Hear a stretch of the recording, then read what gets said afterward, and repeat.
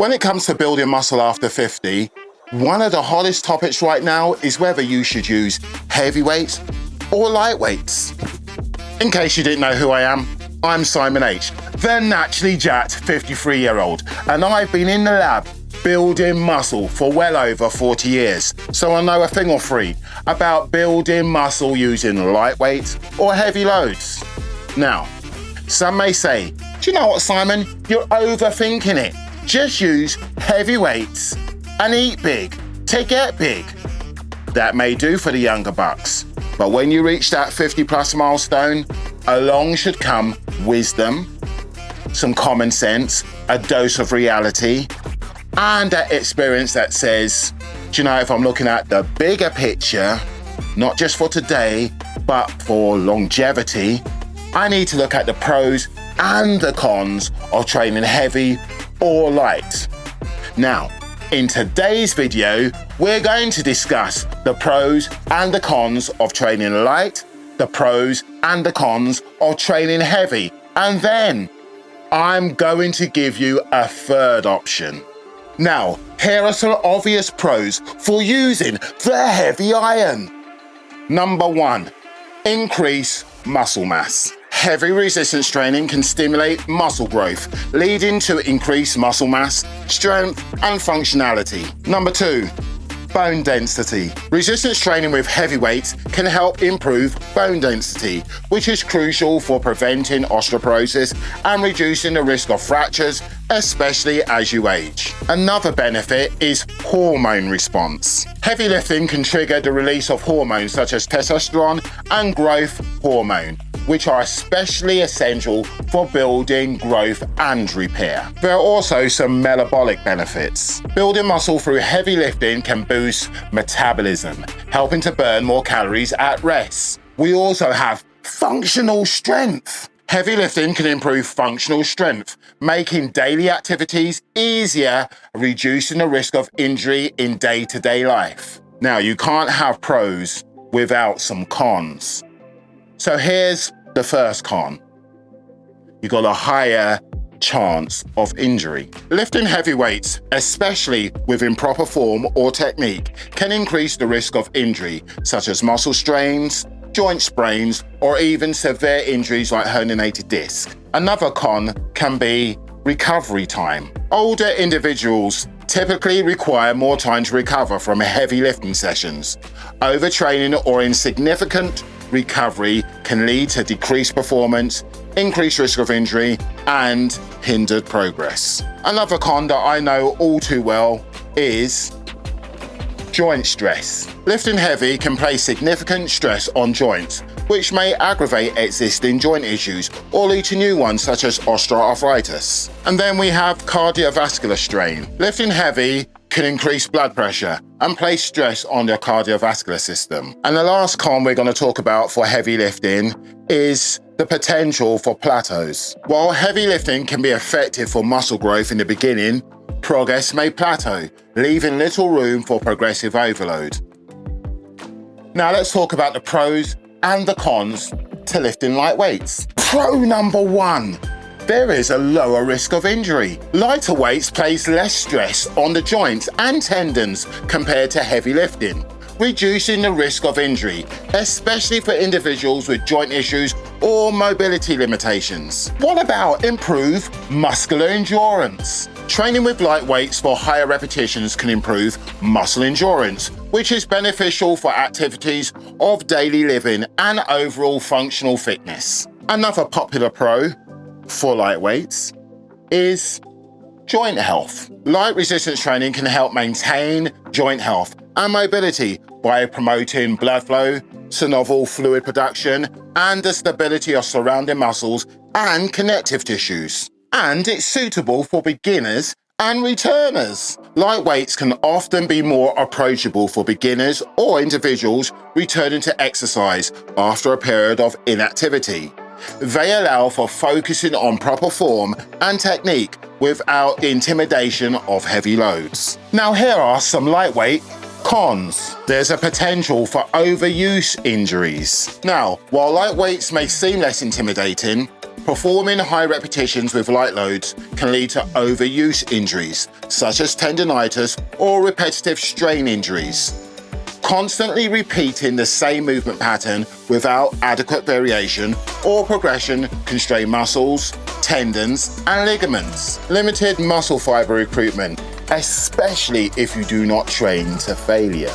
If you don't train to failure, light weights may not recruit as many muscle fibers compared to heavy loads.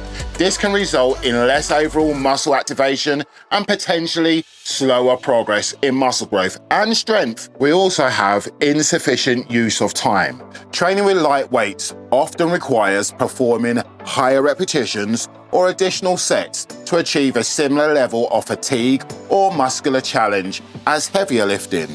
This can extend workout durations unnecessarily and may not be the most time-efficient approach for achieving the desired fitness goals. Okay, so before we have a hater jump in the comments and tell us that they're 59 and they've been training heavy since they were 12 and it's done them no harm, not everybody has that luxury. You see, as we get older and as we live life, we need options. Sometimes training heavy may be applicable for some. Sometimes training light may be applicable for some. But as I said, we need options. So here's the third option. Now let's dive headfirst into the ultimate muscle building trifecta for seasoned individuals. And that is slow motion, high intensity training. Slow motion or high intensity training, aka SHIT, emerges as a revolutionary method, particularly beneficial for older individuals, aiming to optimize muscle growth while safeguarding against joint pain and injury. It's a very short, very intense training protocol that allows the older gentleman to safely use progressive overload and mechanical tension to build muscle. In contrast to traditional approaches that prioritize heavy lifting or light weights, SHIT offers distinct advantages by addressing the limitation of these methods. Now we know we've got a third option to play with, why not let's put slow motion high intensity training up against the heavy lifting? Ding, ding! Instead of adhering to the standard repetition speed we often see with heavier weights, slow motion high intensity training adopts a different tempo. Here, the focus shifts to elongating both the concentric and the eccentric phases, aiming for durations of 5 to 10 seconds on both the concentric and the eccentric portion of the movement. Consequently, a single repetition spans 10 to 20 seconds. This deliberate pacing ensures smooth and controlled motion throughout each repetition. This mitigates the strain on joints and tendons, offering a safer alternative for individuals concerned about injury, especially older gentlemen who may have pre-existing joint issues. On the other hand, heavy lifting can often lead to abrupt directional shifts and jerky movements, increasing the risk of joint strain and injury. Now, when it comes to building muscle after 50, it doesn't matter that it is muscle after 50. Two things need to happen: progressive overload and mechanical tension. Now, SHIT leads the way when it comes to progressive overload.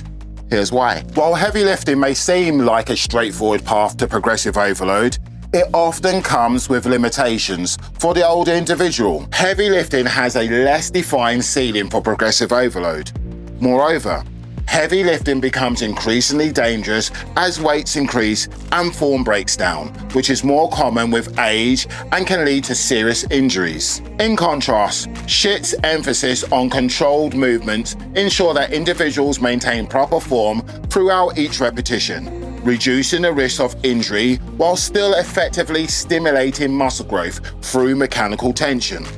By elongating both the concentric and the eccentric phase of each repetition and gradually increasing weight only when specific rep targets are met, SHIT allows for progressive overload in a safer and more controlled manner. This ensures that intensity is utilized effectively without compromising safety, making slow motion high intensity training the ideal choice for men over 50 looking to build muscle while minimizing the risk of injury associated with heavy lifting. Now, we don't have to look at the judges' scorecards to see that slow motion, high intensity training could be a knockout blow for heavy lifting, especially for men over 50. But how does it stack up against the lightweight training? Slow motion, high intensity training presents a highly advantageous approach for individuals dealing with overuse injuries, offering a more efficient and safer path to building muscle compared to traditional methods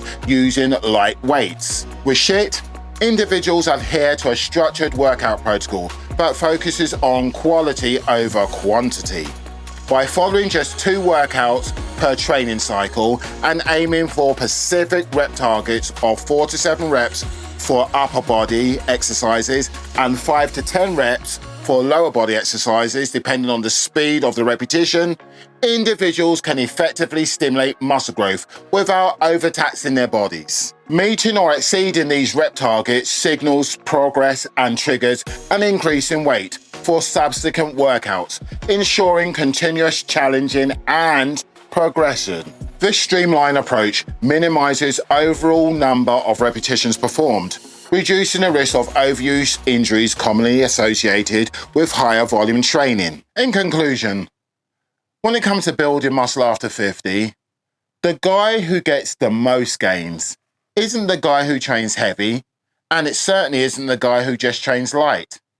It's the guy who recognizes that he has lots of options available to him and knows how and when to use them. Now, if you're interested in high intensity training, just check in my description and click the link. Now, until the next time when I shall drop some more tips about muscle after 50, look after yourself, be good, keep smiling, and I will see you on the next bout. Peace.